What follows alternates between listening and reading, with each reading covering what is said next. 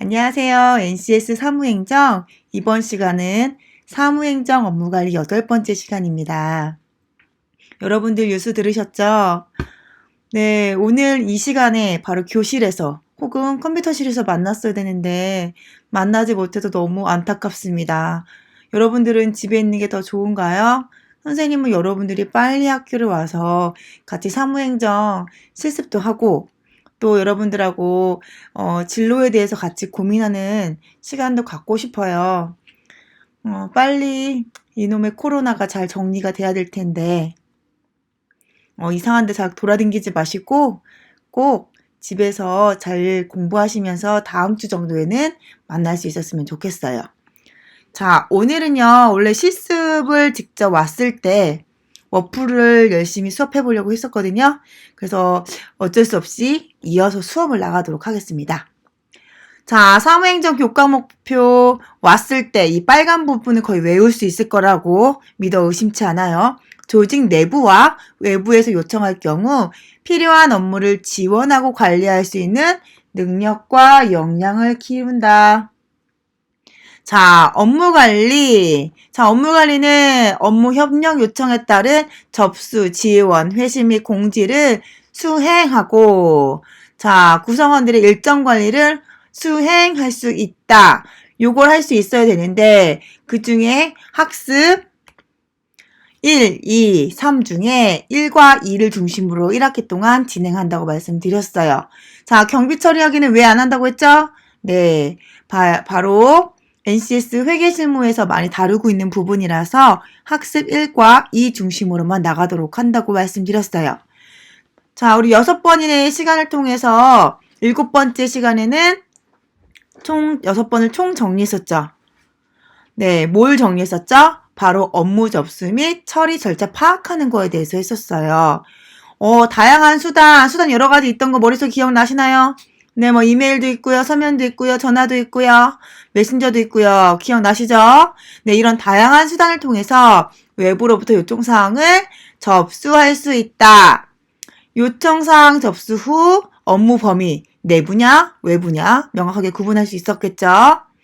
또 필요한 협조 내용을 잘 파악할 수 있었습니다. 메모 같은 거 정말 중요하다고 말씀드렸던 거 기억하셔야 됩니다. 또 업무 분장의 내용에 따라서 업무를 전달할 수 있다. 그래서 뭘 알고 있어야 된다고 했죠? 업무와 사무의 차이점, 그 다음 업무 분장이 어떤 게 있는지 그 안에서의 회사마다의 조직도라든가 업무 분장을 알고 계셔야 된다고 말씀드렸어요. 자, 그러면 오늘은요. 이렇게 업무 지원 요청, 처리와 회신이라는 주제로 나가보도록 할 겁니다. 특히 구성원의 요청에 맞게 업무를 처리할 수 있는데요. 자, 그러면 이제는 개인이 아니라 부서의 개념으로 가겠죠. 그럼 부서에는 어떤 직급들이 있고 또 부서에서는 어떻게 협의를 하거나 요청을 하는지 여러분들 그 방법을 아신다면 회사 가서 좀 더 일을 조금 더 쉽게 배울 수 있을 거라고 생각합니다. 자, 그러면 여러분들이 수업하기 앞서서 오늘 준비한 영상 함께 보도록 하겠습니다.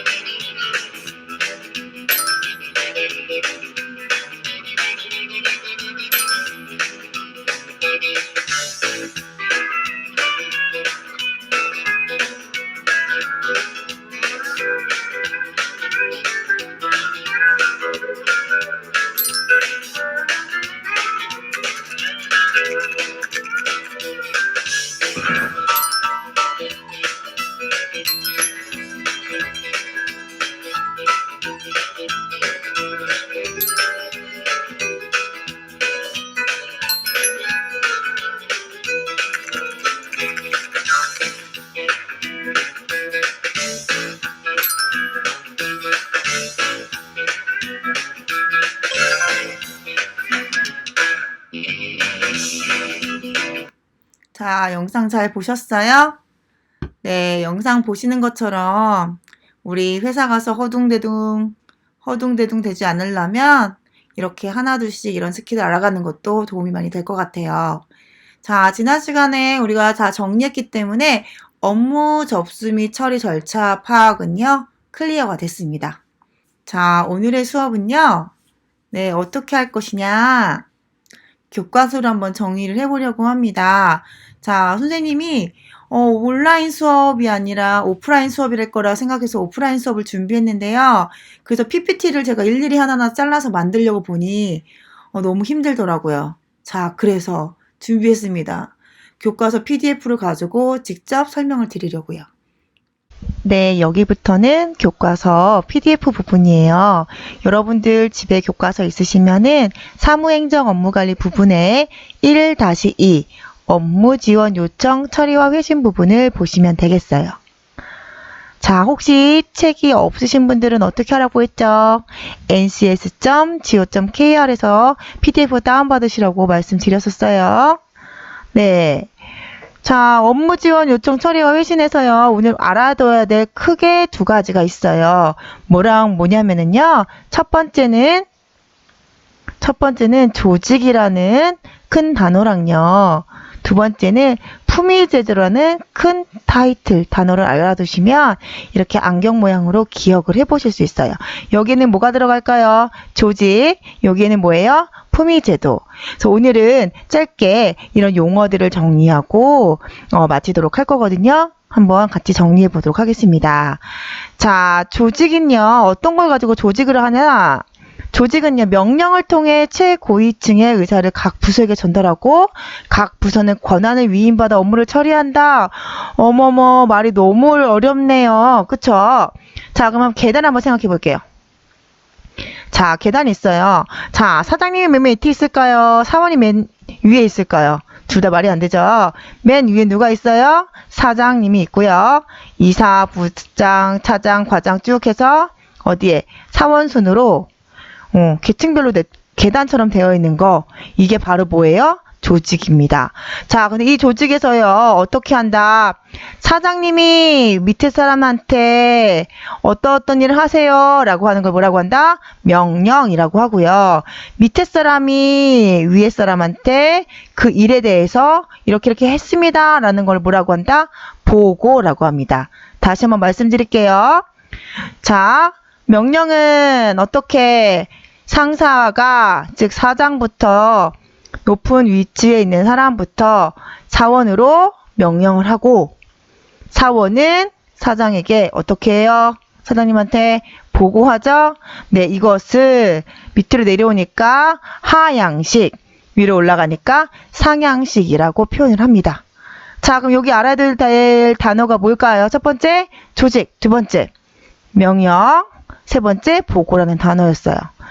자, 이런 조직의 가장 큰 장점은 뭘까요? 네, 일을 나눠서 해요. 이렇게 최고위권자가 있어요. 사장님이 나 이거 할 거예요. 어떻게 할 거예요? 라는 의사를 각 부서에 이렇게 각 부서에서 전달하고, 이 각 부서가 각자 뭐예요? 일을 하죠.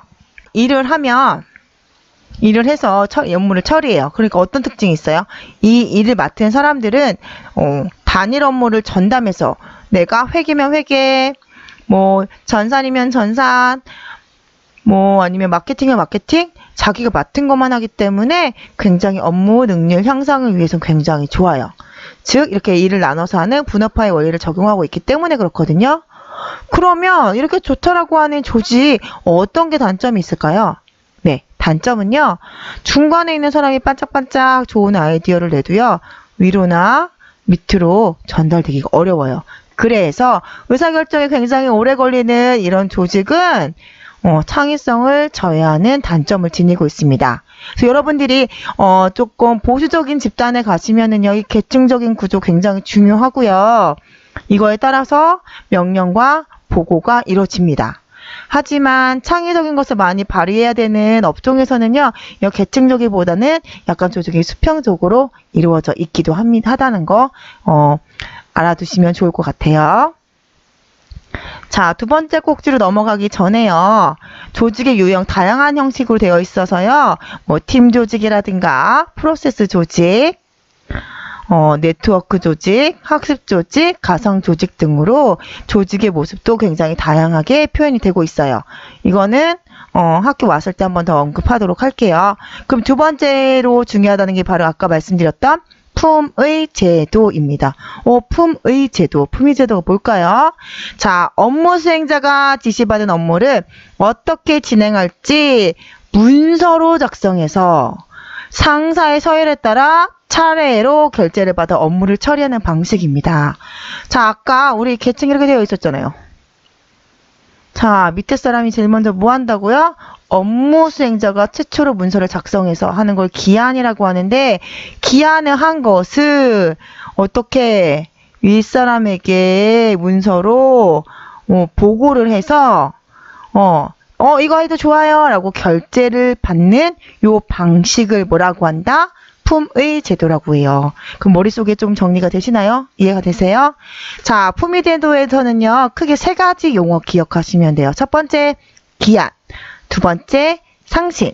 세 번째, 결제. 자, 그러면 기한은 어떤 거다? 업무 수행자, 내가 일을 하는 사람, 담당자가 처음으로 문서를 작성하는 것 자체를 뭐라고 한다? 기한이라고 해요. 그런데 이 기한은 묻는 말에 잘 대답해야 되는 것처럼 해야 되는 업무에 대해서 제대로 파악해서 어떻게 형식을 갖춰서 작성하는 게 가장 중요합니다. 자, 근데 이거 작성했다고 외부로 마음대로 보낼 수 있다, 없다? 없다.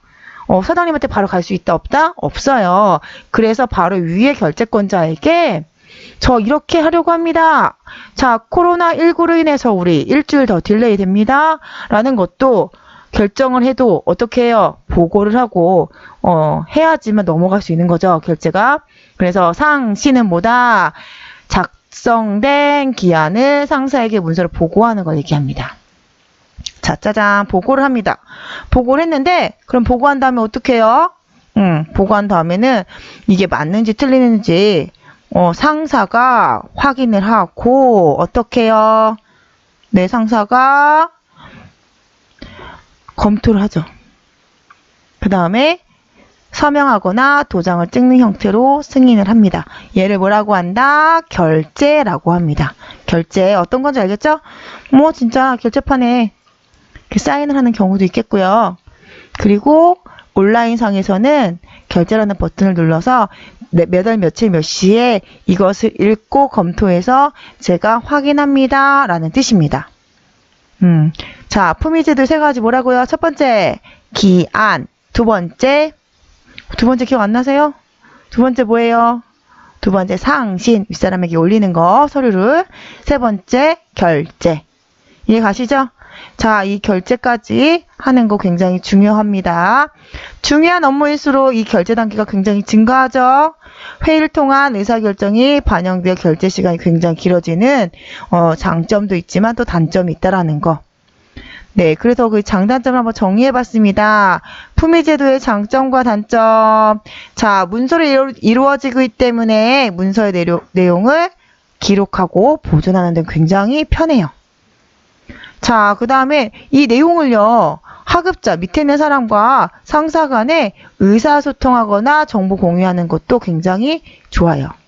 그러나 결제 단계가 길어질수록 결정이 늦어지겠죠.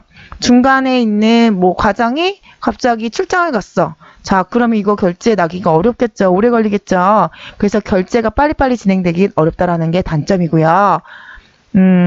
또 창의성이 발휘되기 어려운 것이 좀 단점이 될 수 있겠네요.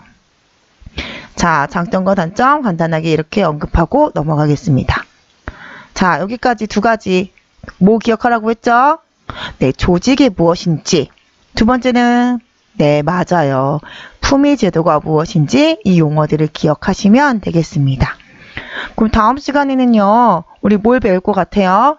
이거에 관련해서 어떻게 보고에 관련된 이야기들을 조금 더 구체적으로 해보도록 할 겁니다. 의사소통을 할 때 해야 되는 보고에 대해서 조금 더 나가보도록 할게요. 오늘 수업을 마치기 이전에 또 진로에 관련된 영상 하나 보고자 해요. 김연아 아시죠? 김연아가 성공할 수밖에 없었던 이유. 네, 한번 보겠습니다. 난 훈련을 하다 보면 항상 한계에 부딪힌다.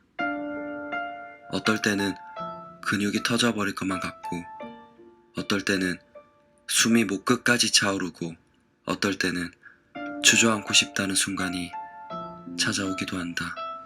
이런 순간이 올 때마다 가슴 속에서 무언가 말을 걸어온다. 이만하면 됐어. 충분해. 내일 하자. 이런 유혹에 포기하고 싶을 때가 있다. 하지만 이때 포기한다면 안 한 것과 다를 것이 없다. 99도까지 죽을 힘을 다하여 온도를 올려두어도 마지막 1도를 넘기지 못하면 물은 영원히 끓지 않는다. 물을 끓이는 것은 마지막 1도, 포기하고 싶은 바로 그 1분을 참아내는 것이다. 이 순간을 넘어야 그 다음 문이 열린다. 그래야 내가 원하는 세상으로 갈 수 있다. 때로는 너무 힘들어서 내 기대치를 낮추고 싶기도 했고, 기회를 모른 척 외면하고 싶기도 했다. 하지만 결코 그럴 수가 없었다. 하겠다고 마음먹은 건 꼭 해야 하는 완벽주의자 같은 성격 탓도 있었겠지만 그 차이를 일찍 알아버렸기 때문이다. 99도와 100도의 차이. 늘 열심히 해도 마지막 1도의 한계를 버티지 못하면 결과는 확연히 달라진다.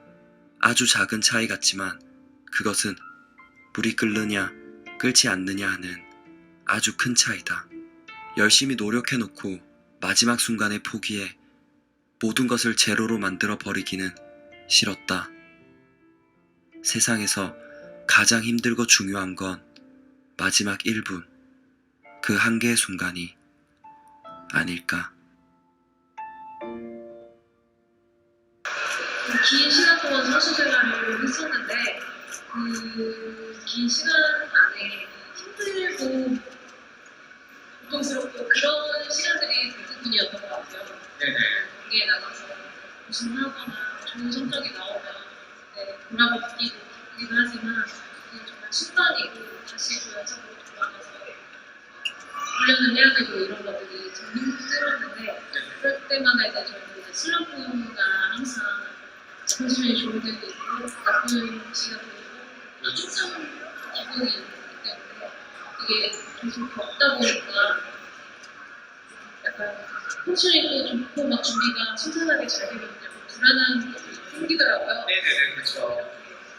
이렇게 잘 순탄하게만 갈 리가 없는데 이런 생각이 들어요. 그래서 항상 그 뭔가 안 좋은 부상이 있다라든지 컨디션 악화가 있다라든지 그런 거에 대해서 항상 마음의 준비를 하고 또 그렇게 슬프가 오면은 그냥 결국 그냥 받아들이고 그 시기가 지나면 또 다시 다시 내가 컨디션이 좋았던 상태로 돌아올 수 있다라는 생각이 너무 이겨내야 된다라기보다는 잘 버텨내는 게 가장 중요하다고 생각합니다.